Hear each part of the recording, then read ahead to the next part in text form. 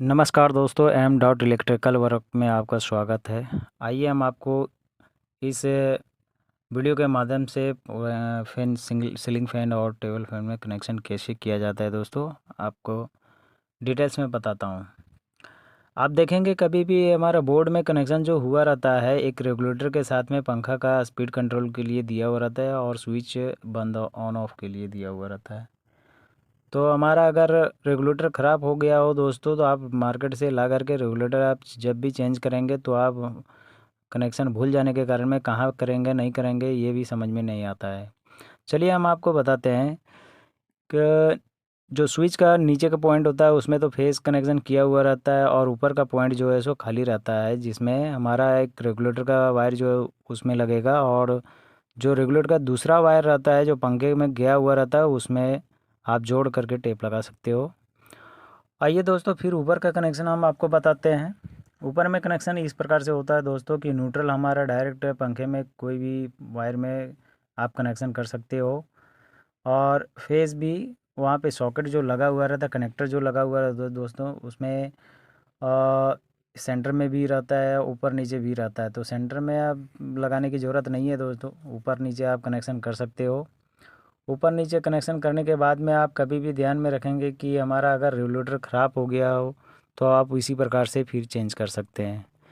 आइए फिर हम आपको ऊपर की जानकारी देते हैं। अगर हमारा पंखा स्पीड हमारा स्पीड कंट्रोलर सही है, हमारा रेगुलेटर सही है, तो पंखा में क्या प्रॉब्लम होता है। पंखे में ये प्रॉब्लम होता है फिर कि आपका जो कैपेसिटर लगा हुआ रहता है, कैपेसिटर प्रॉब्लम हो जाता है, कैपेसिटर ख़राब हो जाता है, जिसके कारण हमें हमारा पंखे में स्पीड नहीं मिल पाता है। तो आप मार्केट से कैपेसिटर ख़रीद के इस वीडियो के माध्यम से खुद लगा सकते हैं किस प्रकार से इसमें कनेक्शन किया हुआ है। आइए फिर बताते हैं कि पंखे में हमारा 3 वायर निकला हुआ रहता है, इसमें आप सोचेंगे कि कनेक्शन कहाँ पे करें। तो आपको बता रहे हैं कि इसमें जो कैपेसिटर का 2 तार होता है उसमें आप एक सेंटर में जो कनेक्टर में जो एक सेंटर में तार लगा हुआ रहता है उसमें आप एक कनेक्शन करेंगे और ऊपर नीचे एक तार कैपेसिटर का कहीं भी लगा सकते हैं। अगर देखेंगे कि आप ऊपर वाले में लगाए हो तो आपका क्या होता है कि पंखा उल्टा घूम रहा है, हवा नहीं दे रहा है।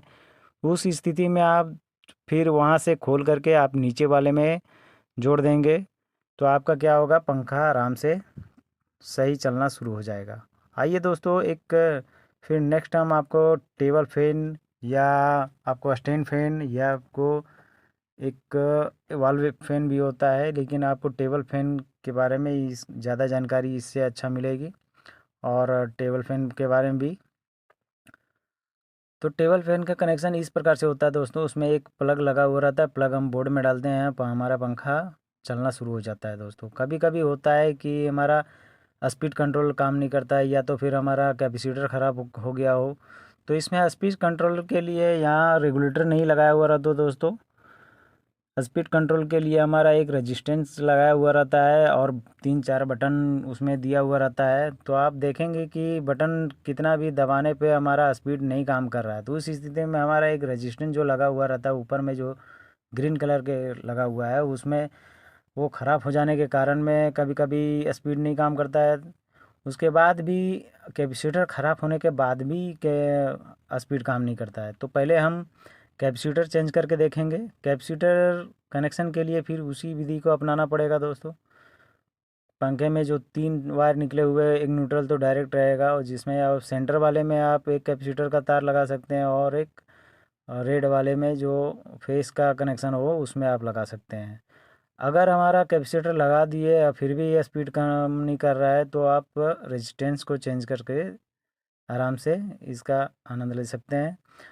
अगर रेजिस्टेंस भी चेंज करने के बाद में नहीं काम कर रहा हो दोस्तों, तो अगर रेजिस्टेंस आप हटा सकते हैं, आप डायरेक्ट भी अगर स्पीड अगर पंखा में अगर करना चाहते हैं तो आप डायरेक्ट भी कर सकते हैं।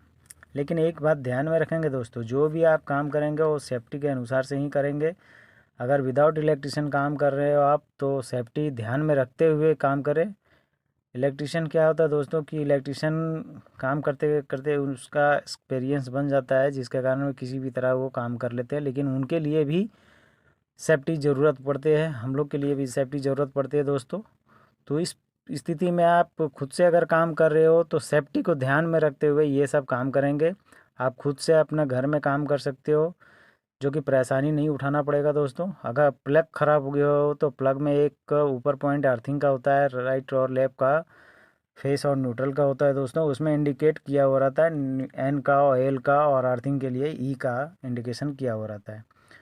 तो इस तरह से वीडियो में देख करके आसानी से आप कनेक्शन कर सकते हैं दोस्तों। तो आगे भी बने रहें इस वीडियो के माध्यम से, जितना भी जानकारी आपको प्राप्त हो आपको घरों में यूज़ करने के लिए बेहतर होगा दोस्तों। आप इस वीडियो से अपना घर में काम कर सकते हैं।